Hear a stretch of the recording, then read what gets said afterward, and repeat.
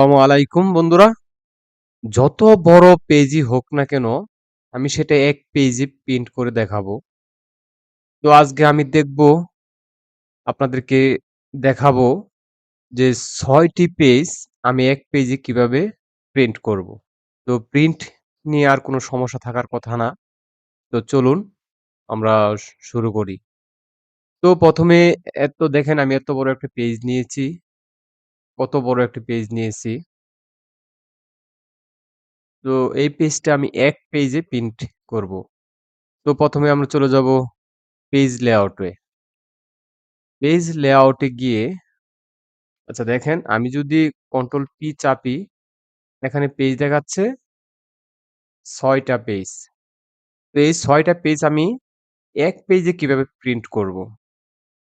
তো ১ম এ আমরা চলে যাব পেজ লেআউটে। পেজ লেআউটে গিয়ে আমি জাস্ট স্কেল টু ফিট এই গ্রুপে গিয়ে এখানে অটোমেটিক দেওয়া আছে। অটোমেটিকে আমি 1 পেজ দিব। তারপর আবার হাইটে অটোমেটিক দেওয়া আমি এখানে 1 পেজ দিব। তাহলে স্কেলে যতটুকু প্রয়োজন অটোমেটিক নিয়ে নিবে।